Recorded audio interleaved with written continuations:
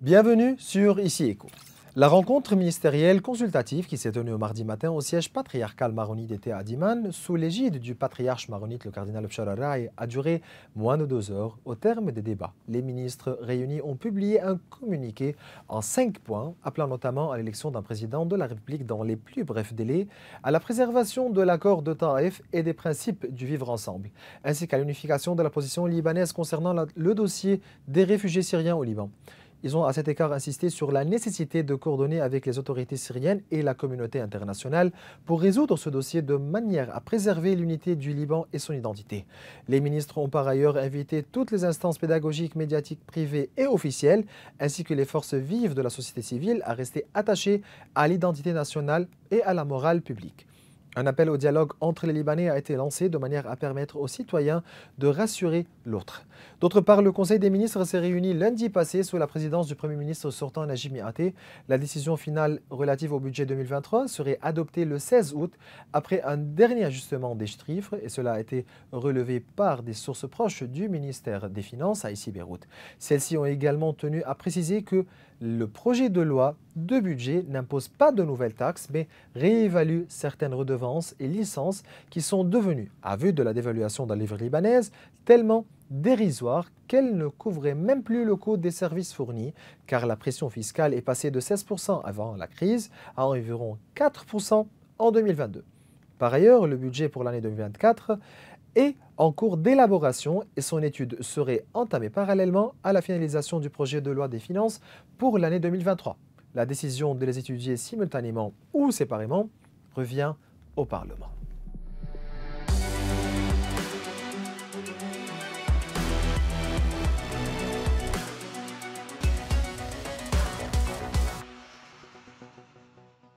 Durant cet épisode, nous nous pencherons sur les différents scénarios liés au déblocage de l'élection présidentielle et abandonnerons aussi les questions relatives à la constitutionnalité des décisions prises par le gouvernement chargé de l'expédition des affaires courantes. Nous traiterons également le sujet de la relance économique et cela avec l'ancien ministre de l'Intérieur, Ziad Baroud. C'est un plaisir de vous avoir avec nous aujourd'hui, monsieur. Le plaisir est partagé. Je commence directement par la réunion consultative à Diman. Vous dites quoi à propos de la validité de ce genre de réunion? La question n'est pas juridique. La validité est politique dans ce sens. Tant que la réunion est consultative, aucun impact, aucune conséquence, même politique. Je sais que les sensibilités sont telles que toute réunion, quelle qu'elle soit, peut provoquer des réactions du genre négatif. Mais au fond, franchement, les réunions de ce genre ne font pas bouger les choses. Ce qui ferait éventuellement avancer les choses, c'est la remise des choses sur les rails. Élection d'un président, formation d'un gouvernement. Mais vous dites quoi à propos de la constitutionnalité de la réunion du gouvernement aujourd'hui? Non, là, c'est des décisions qui peuvent être prises. Peu importe ce que moi je dis, parce que c'est un avis finalement. Il faut voir ce que dit le Conseil d'État. Plusieurs fois, depuis les années 60, en passant par 1995 et 2004, le Conseil d'État s'est penché sur la question de la définition ou de la signification du terme expédition des affaires courantes dans le sens strict. Limites. Dans le sens strict. Parce que la Constitution n'est pas vraiment très élaborée à ce sens. Qui décide quoi ici? Justement, que veut dire sens strict? Le Conseil d'État s'est penché sur la question en disant voilà, tout ce qui est urgent. Qu'est-ce qui est considéré comme urgent? Tout ce qui est lié à la sûreté de l'État, à la sécurité, mais tout ce qui est aussi lié à des délais constitutionnels ou légaux. Je prends pour exemple, en 1969, le gouvernement Rachid Karami était démissionnaire, expédition des affaires courantes, mais il s'est réuni quand même pour voter le projet de budget. Parce que le projet de budget est lié à des délais constitutionnels. En 1977, le gouvernement Salim Hoss, quand bien même démissionnaire, s'est réuni pour aussi voter des urgences. Est-ce que cela justifie la possibilité d'une nomination d'un nouveau gouverneur pour la Banque du Liban et d'un nouveau aussi chef de l'armée pour des raisons d'État si la vacance présidentielle si je me base sur la jurisprudence du Conseil d'État, je vous dis non, parce que oui, délais légaux, mais en même temps, il y a par intérim le premier vice-gouverneur qui prend la relève, ce qui est le cas. Il a pris la relève et il exerce les prérogatives du gouverneur de la Banque centrale. Bon, en même temps, il faut penser au fait que la nomination d'un nouveau gouverneur sans président de la République, c'est comme si on imposait au président à venir pendant 6 ans un gouverneur que lui n'aurait pas participé à sa nomination. Certains partis ont considéré cela comme un empiètement sur les pouvoirs du président de la République. Absolument. Je suis de ceux qui pensent que ce sont des prérogatives propres au président de la République. Le gouverneur de la Banque centrale, le nouveau, aura à prêter serment devant le président de la République.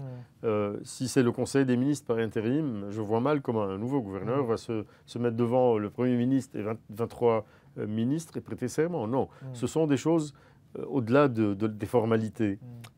Au fond, il faut quand même respecter le statut d'un président de la République qui n'est pas que formel. Mais si la vacance présidentielle aujourd'hui va durer plus que 6, 7 mois, 8 mois, donc quels sont les scénarios possibles pour la nomination d'un nouveau commandement en chef de l'armée? C'est aussi problématique que le gouverneur de la Banque centrale. Mais là, le grand problème, si on a un vice-gouverneur, c'est le conseil militaire, c'est le Majlis Askari. Mais j'espère que nous n'allons pas en arriver là. Nous parlons de la fin de l'année. On est en août.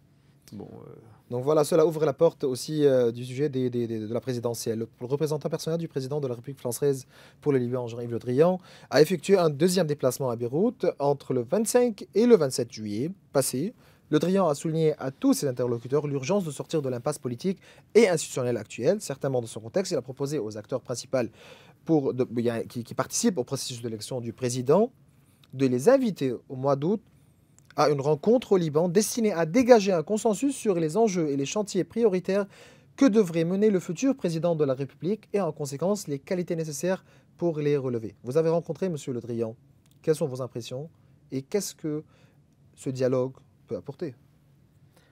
M. Le Drian, comme les Amis du Liban, dans le cadre des efforts déployés pour essayer d'aider les Libanais et le Liban, font de leur mieux pour faciliter, font tout leur possible pour faciliter. Je trouve qu'il y a quand même une bonne partie de l'exercice qui est la nôtre. Donc pour moi, j'aime libaniser cette échéance en voyant les partis politiques concernés aller vers un consensus, justement, consensus dans le sens positif du terme, pour essayer de trouver justement une feuille de route, les titres principaux de l'action à venir. L'émissaire, Monsieur Le Drian, ne peut pas faire notre boulot. Il peut aider, mais la question qui se pose aujourd'hui est la suivante. Est-ce que nous, Libanais, sommes prêts à aller dans le sens que vous avez indiqué? Répondez-moi, Monsieur Balout. Pardon? Vous pouvez me répondre sur cette question? Oui, absolument. Est-ce qu'on est prêt? Je trouve qu'on est loin. On est loin. Pour sortir de cette impasse? Malheureusement pas. Et plus grave encore, on n'est pas conscient du danger qui nous guette. Enfin, certaines factions politiques ne veulent pas voir que le pays va dans un sens très risqué, dangereux. En même temps, dialogue, je ne vois pas un dialogue dans le sens de repenser le système, non. Mais ce n'est pas le temps. Des concertations, des échanges, afin d'aboutir à des réponses très ponctuelles sur 3-4 points litigieux qui pourraient faire avancer les choses. Donc c'est pas que le président de la République, mais c'est aussi les groupes politiques concernés qui doivent donner suffisamment de garanties pour que l'élection d'un président soit une nouvelle phase, une nouvelle page que l'on tourne, pour essayer de sauver ce qui peut être sauvé encore, et au niveau politique, sécuritaire, financier, bancaire. La liste. Mais aujourd'hui, dire dialogue, tout en prenant en considération toutes les circonstances régionales, ici au Liban, c'est pas dire remettre en question toute la structure. Non, parce que justement, à mon avis, il est impossible de concevoir un dialogue dans le sens du système, du régime. Parce que d'abord, Cela ne se fait pas, malheureusement, cela ne se fait pas sans violence, et ça se fait dans le sang. Ça se fait souvent avec un vainqueur qui impose ses conditions sur des vaincus. On a vu ça avec Taïf, avec Doha. Oui, et donc pour moi, repenser le système est une chose légitime, mais à condition que cela se fasse dans les normes démocratiques et selon les mécanismes constitutionnels. C'est la raison pour laquelle je trouve que tout dialogue aujourd'hui sera limité, même pas un dialogue, hein, des concertations, des échanges, dans le sens présidentiel. Mais est-ce qu'il faut accepter aujourd'hui que le Liban fait face à une crise de régime politique? Depuis 1943, à mon avis. Comment sortir? C'est pas nouveau. Comment alors sortir? Comment sortir? Il faut repenser les mécanismes constitutionnels qui aboutissent à un blocage. Nous sommes systématiquement devant des blocages et au lieu que la Constitution soit l'élément de solution, c'est un point de vue. Et les experts, entre guillemets, constitutionnels sont nombreux à passer à la télé et à ici Beyrouth pour dire ah, voilà, c'est comme ça, c'est pas comme ça. Enfin, et il n'y a personne qui tranche. À un moment, il aurait fallu que le Conseil constitutionnel puisse être l'organe qui interprète la Constitution. Aujourd'hui, l'interprétation est laissée... Est-ce qu'un amendement de la Constitution aujourd'hui peut apaiser la crise? Au contraire, aujourd'hui, toute tentative d'amendement, de modification serait politique dans le vrai sens du terme. Et je ne vois pas un consensus ou une entente dans ce sens. Pensez-vous que les circonstances régionales aujourd'hui jouent en faveur de l'élection d'un nouveau président? Absolument pas. Tout ce qui se passe dernièrement entre l'Arabie et l'Iran, la Syrie.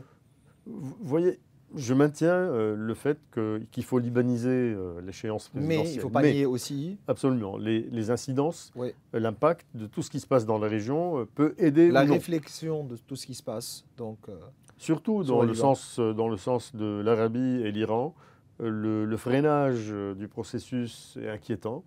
D'autant plus que même les Qataris, qui à un moment voulaient jouer un rôle dans ce sens, se retrouvent aujourd'hui un peu avec les poings liés, ne pouvant pas avancer sans voir en parallèle ce qui se passe entre l'Arabie et l'Iran, malheureusement. Un bon nombre de députés et de citoyens libanais vous considèrent comme un candidat exemplaire pour la présidence. Est-ce que vous l'êtes? Vous êtes un candidat aujourd'hui pour la présidence. À chaque fois, vous dites que non, laissez-moi de côté. C'est pas le temps. Non, c'est pas subjectif. C'est une question qui est liée à un paquet de, je dirais pas de conditions, mais de circonstances qui feront ou non que je sois candidat. Donc, c'est pas une fin en soi, c'est pas une finalité absolue. Pour moi, c'est une éventualité, c'est une possibilité que je n'écarte pas, mais je ne le ferai pas n'importe comment et à n'importe quel prix. Pour moi, il faut repenser la feuille de route, il faut voir ce que, indépendamment du nom, ce que un ou une présidente, pour être genderly correct, feront pour le Liban. Mais vous êtes convaincu que le problème réside dans le fait qu'il n'existe aucune volonté aujourd'hui d'aboutir à un compromis? J'en suis conscient, j'en suis certain. Le compromis dans le sens positif du terme, parce que ce n'est pas une compromission. Non, je ne vois pas les éléments d'un compromis, d'un consensus, absolument pas, malheureusement. Accomplir tout AF, décentralisation administrative, financière, fédéralisme, quel serait le régime idéal pour le Liban? Vous savez, ça m'étonne souvent de voir combien nos réformes espérées peuvent prendre 3 décennies, 4 décennies avant d'être mises en application. Et nous combattre la contrebande. Et finalement, on aboutit finalement à des choses, un peu en queue de poisson. La décentralisation, oui, depuis Taïf. On avait cru que c'était un consensus, que tout le monde était d'accord, que la décentralisation avait reçu un peu l'unanimité de tous. Mais là, on voit, après 33 ans, que la décentralisation n'est pas vraiment... une solution Si, une solution, mais pas la solution structurelle, vous voulez dire. Telle que perçue par certains groupes politiques, non. Il y a une telle...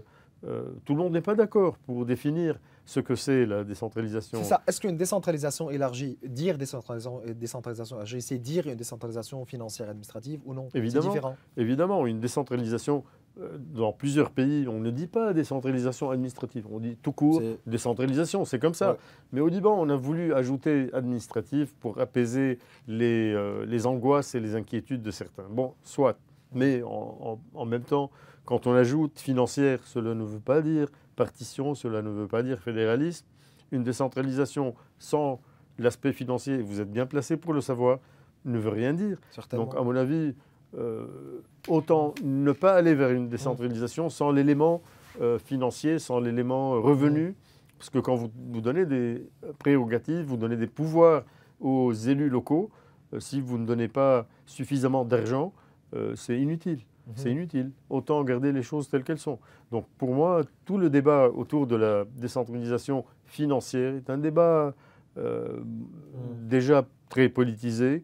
Ensuite, franchement, évitons la décentralisation si elle n'est pas aussi financière. Et en deux mots, les municipalités aujourd'hui sont la seule forme de décentralisation. Et ces municipalités ont leur caisse, elles ont leur budget, elles perçoivent les impôts directement et les taxes. Ça, c'est de la décentralisation financière. Donc, je ne comprends pas les réactions, à moins qu'elles soient purement politiques.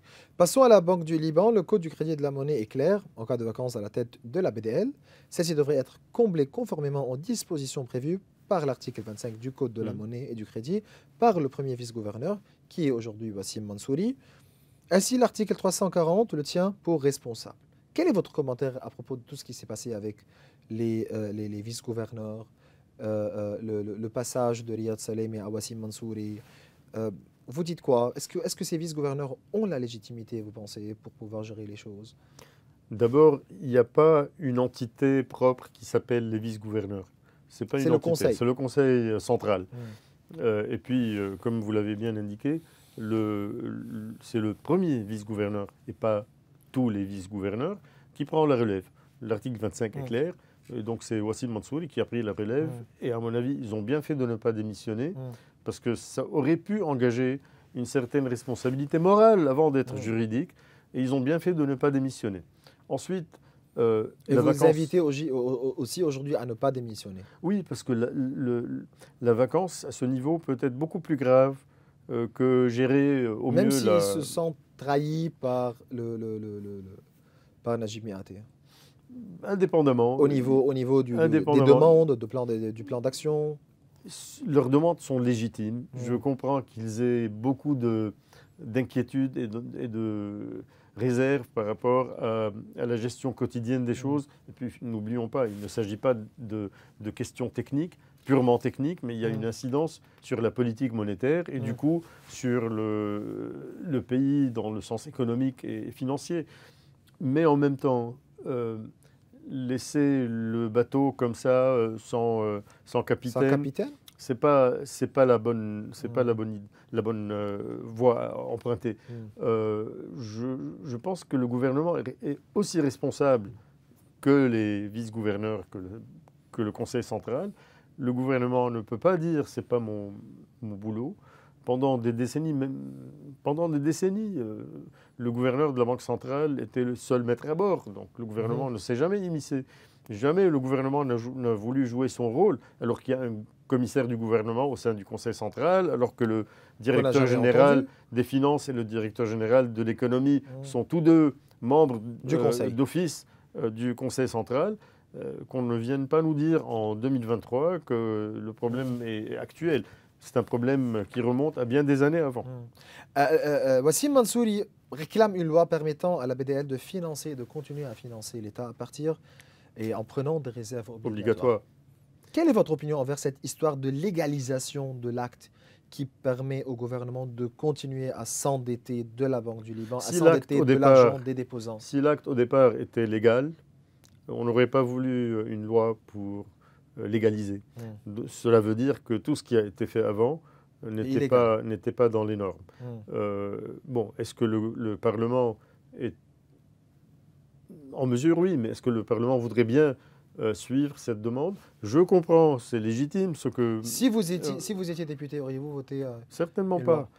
Parce que cela veut dire que nous sommes en train de couvrir une irrégularité qui a duré pendant plusieurs années, sans compter aussi que l'argent qui reste, le peu d'argent qui reste, est celui des déposants, in fine.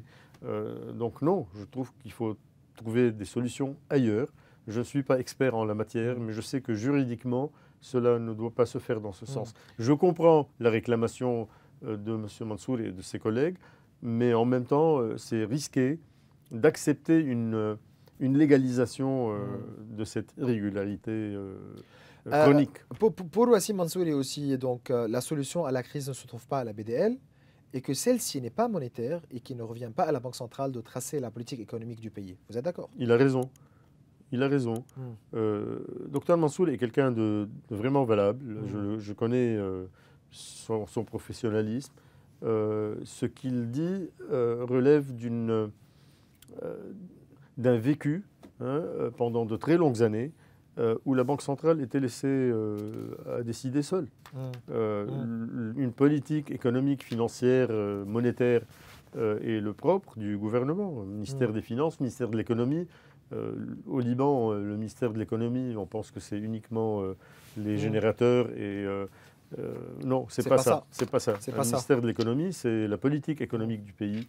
Et c'est bien dommage qu'on ne vole pas les choses comme ça. De la protection du consommateur. Voilà. C'est de l'économie.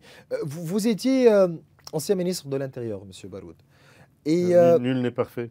Oui, mais vous savez aussi l'histoire de l'évasion fiscale, de la contrebande. Mais aujourd'hui, est-ce que vous êtes convaincu que la solution de la crise passe par une augmentation des recettes collectées pour pouvoir couvrir les dépenses de l'État, les salaires, les augmentations salariales, avec toute la contrebande que nous avons aujourd'hui, avec l'évasion fiscale, avec toute l'histoire du dollar douanier, etc. Augmentation des recettes, certainement, mais comment? Non, je ne suis pas pour une augmentation des recettes à travers de nouveaux impôts ou de nouvelles taxes. Non. Nous sommes dans une situation où imposer plus grand aboutirait à une évasion fiscale plus grande. Certainement. Mais je suis certainement pour que l'assiette imposable soit réelle. Parce que nous savons à quel point l'évasion fiscale n'est pas uniquement avec ou à travers ceux qui déclarent, mais ce sont surtout ceux qui n'existent pas pour l'autorité fiscale. Et franchement, très peu d'actions va dans ce sens. À mon avis, il faut élargir l'assiette des imposables. C'est comme ça que les choses seront... donc sans nouveaux impôts et sans taxes nouvelles. Mais il faut attendre aussi une décision politique. Ce n'est pas seulement une décision économique et financière. Oui, mais les contribuables, élargir l'assiette des contribuables n'est pas une décision politique. Mais élargir sans contrôler l'évasion fiscale, mais juste, il faut faire les choses sur plusieurs tableaux. Il y a l'évasion fiscale dans le sens des contribuables, dans le sens de la déclaration, mais il y a aussi la contrebande, il y a les frontières, donc c'est un tout. Et il y a un aspect technique, mais il y a aussi, comme vous le dites bien, il y a un aspect politique, et c'est le gouvernement qui est responsable de traiter de toutes ces questions d'une manière équitable. Parce que franchement, le problème est le suivant. Ceux qui payent leurs impôts sont un peu frustrés. Certainement. Vous payez vos impôts, mais il y a d'autres qui ne paient pas, qui profitent. Qui n'existent pas. Ce sont des fantômes par rapport à l'administration fiscale. Il y a la contrebande qui est largement admise un peu. On fait comme si c'est normal d'avoir une contrebande sur les frontières. Mais nous avons les moyens aussi pour contrôler Nous avons les moyens et je me souviens... Mais aussi c'est politique. Je me souviens aussi quand l'Occident a offert une assistance technique pour la frontière, quand une brigade spéciale s'est formée entre l'armée, les FSI, la Sûreté générale. Donc les moyens ne sont pas énormes. Nous avons des frontières linéaires qui sont vraiment très facile À contrôler. à contrôler techniquement, mais politiquement, il y a un problème. C'est ça. Donc, On revient à la politique. pas que technique, c'est politique. C'est la raison pour laquelle j'invite le gouvernement à prendre des mesures dans ce sens. Même la question des déplacés syriens passe par les frontières. Donc, on sait à quel point ce ne sont pas les frontières officielles, mais et pourtant, c'est vraiment 3 fois rien ce que nous avons en termes de frontières linéaires. Le ministère des Finances est sorti dire que voilà, les salaires du secteur public sont sécurisés. Afin aussi, des réunions se tiendraient cette semaine avec les vice-gouverneurs afin de parvenir à une formule concernant l'emprunt de l'État, mais aussi de payer les salaires et l'augmentation salariale, etc. On ne peut pas continuer comme ça. Aujourd'hui, les fonctionnaires, à chaque mois, ils attendent s'ils vont toucher leur salaire oui ou pas, s'il y a ça et la faveur oui ou pas. Donc, ça ne fonctionne pas. Non, tu ne peux pas... Donc, une administration qui fonctionne 4 jours par mois, franchement, l'impact est là, on le sent. En même temps, je comprends parfaitement que les fonctionnaires de l'État ne sont même pas en mesure de prendre leur voiture pour arriver au boulot. Mais en même temps, on ne peut pas continuer comme ça. Il faut trouver des solutions radicales. Un budget de l'État qui... équilibré. Non, mais un budget de l'État d'à peine $1 milliard, c'est 980 millions, vrai, ça si touche je pas me les trompe. 1 milliard. C'est quoi ça? C'est pas sérieux. Une multinationale aurait le même budget. Donc nous sommes dans une situation Même ici, à quel taux de financière. change? Nous avons le À problème quel taux de change? Est-ce que Saïrafa va continuer ou non? Est-ce que c'est légal ou pas? Nous sommes devant des questions auxquelles les réponses ne sont pas trop compliquées, mais ce sont des questions qui nécessitent, qui requièrent un gouvernement en bonne et due forme. C'est la raison pour laquelle, point de départ, président de la République, Premier ministre, gouvernement compétent, pouvant vraiment... Le protocole est présent. Nous savons très bien le protocole. Oui. Mais oui. En ce qui concerne, vous avez bien mentionné Saïrafa. Votre position juridique envers Saïrafa, vous dites quoi? Écoutez, je n'aime pas beaucoup ces montages que l'on fait ad hoc, spécialement pour des situations. Mais en même temps, bon, je comprends qu'il a fallu à un moment régler un tas de problèmes. Mais aujourd'hui, il faut aller vers les lois du marché et trouver des solutions pour les salariés, trouver des solutions pour les impôts et les taxes. Tout est dollarisé aujourd'hui pratiquement, sauf les salaires du secteur public et une partie du secteur privé aussi. Il ne faut pas l'oublier. Les enseignants dans les écoles privées, nombre d'entre eux sont toujours payés en livres libanaises. Nous savons très bien que le fardeau du secteur public et le coût du secteur public. Comment sortir de cette crise? La crise actuelle a peut-être diminué l'impact, mais pourrait aussi constituer une opportunité pour repenser toute cette question. À mon avis, il faut aller vers un gouvernement, vers le gouvernement dit électronique, le e-government ou smart government. Il faut repenser le système différemment. Ce que nous avons est toujours le système de Fouad Chehab des années, de la fin des années 50. Bien des choses ont changé dans le monde. Il faut s'y adapter. Le problème est le suivant, clientélisme. Les groupes politiques qui sont présents... On ne fait pas de la politique au Liban, on fait du clientélisme. Les groupes politiques présents au Parlement ont leurs clients, entre guillemets, et malheureusement, cela va bloquer... C'est le clientélisme confessionnel. Confessionnel, mais aussi intéressé. Donc, ce n'est pas que confessionnel, c'est aussi des intérêts privés qui priment, et c'est souvent... comme ça. Et c'est cela qui empêche aujourd'hui la mise en place des réformes. Pas que ça. Parce qu'aujourd'hui, nous savons très bien que les négociations avec le Fonds monétaire sont interrompues. Parce que le Fonds monétaire est clair, il nous dit... Commencer les réformes? Non, il nous dit d'abord, il me faut un interlocuteur. Oui. Il n'y a pas d'interlocuteur, il n'y a pas de président. Un gouvernement qui se dit affaires courantes, donc je ne fais rien. Donc le FMI nous dit systématiquement... Mais quels sont les obstacles politiques aujourd'hui, institutionnels, qui entravent la mise en place des réformes? Tous ceux dont les réformes... il ne faut pas oublier que les réformes, c'est aussi radical parfois. Et ces réformes vont aboutir pratiquement à ce que certains groupes politiques régressent en termes de clientélisme, justement.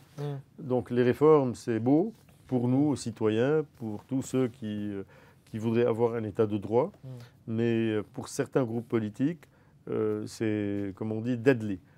Ça peut aboutir à leur fin, donc résistance. Mais je trouve que dans l'état actuel des choses, rares sont ceux qui peuvent vraiment bloquer indéfiniment les réformes. C'est une question de temps. Les réformes vont venir, j'en suis persuadé, et heureusement d'ailleurs, parce que c'est le cours normal des choses. Nous sommes prêts à... Mais à quel coût? À quel coût? C'est le coût facteur temps. Oui, c'est ça. Mais à quel coût d'opportunité? À quel coût de perte? Nous sommes les champions des opportunités ratées, mais je trouve qu'il y a quelque chose qui a changé quand même chez monsieur et madame tout le monde, chez certaines élites politiques, sociales. Ils sont bien convaincus qu'on ne peut pas continuer comme ça. Oui, on le sent. Dans les médias, on sent à quel point, déjà, il y a une conscience de la nécessité des réformes. Ensuite, il y a cette volonté de casser cet engrenage. Mais pour vous, vous considérez que le passage par le Fonds monétaire est inévitable?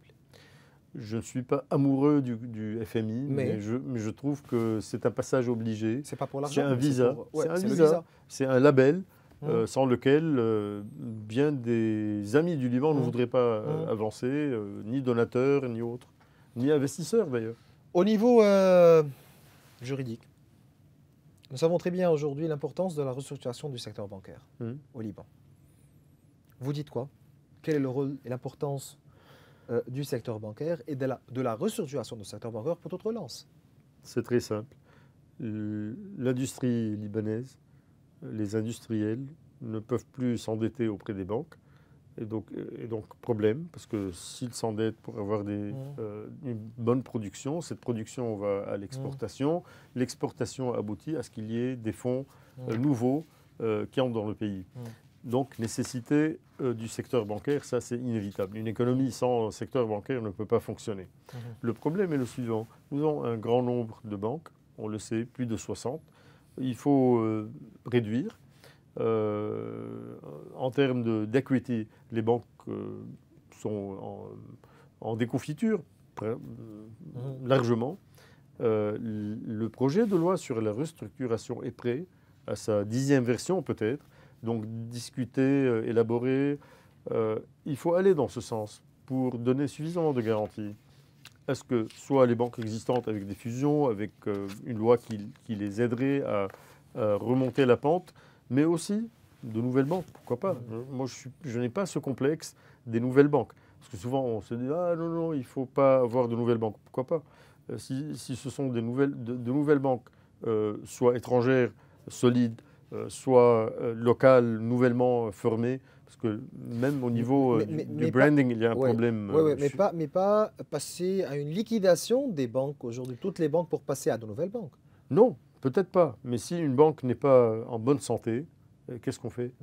Et là, c'est légitime. Il faut protéger quand même le secteur d'abord. Il faut protéger les déposants, ce qui reste de leurs dépôts, parce qu'il ne faut pas être populiste dans ce sens, il faut dire les choses telles qu'elles sont. Ensuite, il faut penser à un système de gouvernance. Il faut sortir dire quoi aux déposants? Un nouveau président de la République aujourd'hui doit sortir dire quoi avec l'exécutif? Un nouveau président ne peut pas mentir aux déposants en leur disant « vous aurez vos dépôts ». En même temps, il ou elle ne doit pas leur dire qu'on reprend tout à zéro, que c'est fini, que c'est... Non, les mesures sont possibles avec des mécanismes, des ingénieries propres qui pourraient aboutir à... bon, Chypre est passé par là, toute proportion gardée, mais on peut penser à des mécanismes de relance. Moi, je ne dirais pas aux déposants « vos dépôts sont finis », mais je ne dirais pas non plus... Comment répartir les responsabilités? Ben justement, il faut répartir d'abord les responsabilités, très bonne question, avant de répartir les pertes. On ne parle que des pertes, mais il y a des responsabilités aussi. Et en fonction, on répartit les... Pouvez-vous me répartir les responsabilités? C'est une question judiciaire d'abord. soit législative dans la loi, soit judiciaire, et les mécanismes sont là. Ensuite, il y a ceux qui ont prêté, ceux qui se sont endettés. Il faut voir qui est responsable dans les choix stratégiques qui ont été faits. Et c'est une question, c'est du cas par cas aussi, mais sans état d'âme et sans populisme. Parce que bon, le populisme peut tuer. Mais l'idée de base est la suivante: protéger ceux qui économiquement sont les plus faibles. Et les plus faibles économiquement sont les déposants. Donc à partir de là, on ne peut pas responsabiliser un déposant parce qu'il a eu des intérêts. C'est la banque qui a offert les intérêts, c'est la banque centrale qui a offert aux banques des intérêts très élevés, et c'est la banque centrale qui a prêté à l'État. Bon, tout ce monde est responsable, mais ceux qui sont dignes de protection, ce sont les déposants. Je ne fais pas la distinction entre petits, moyens et grands déposants. C'est une distinction qui, pour moi, est parfois bizarre.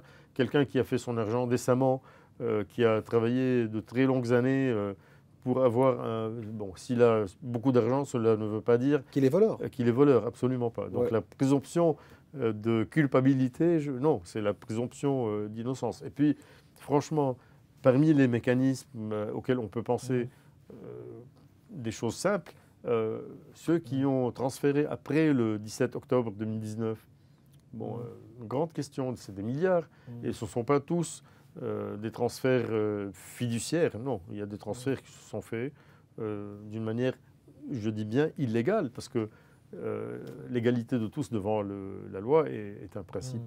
Et vous avez eu la chance de voir les plans de relance du gouvernement de Hassan Diab et celui de Saad Echeme? Oui, le problème est un problème de timing.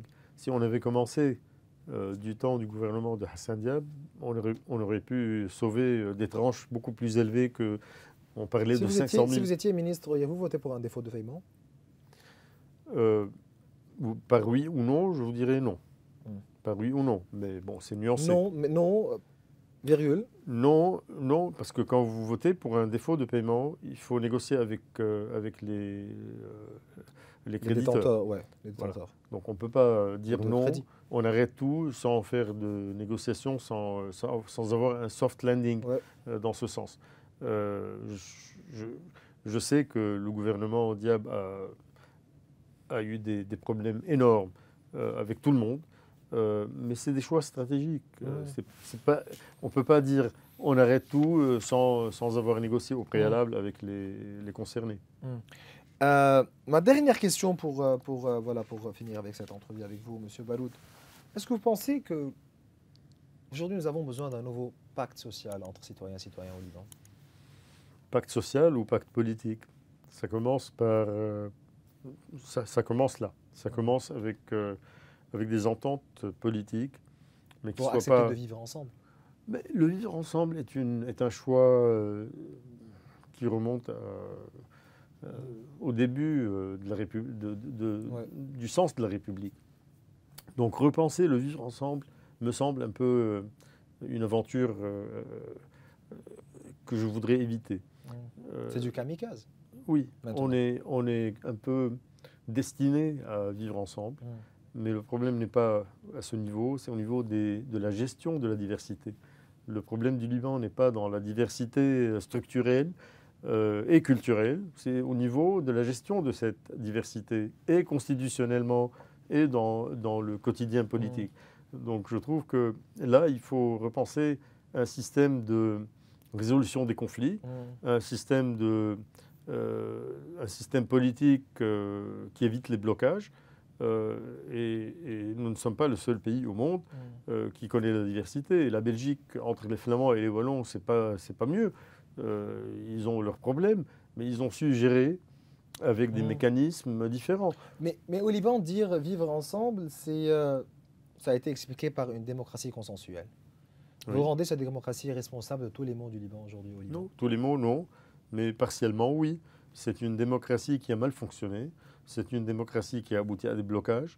Aujourd'hui, si vous regardez la constitution libanaise de très près, vous voyez qu'il y a plusieurs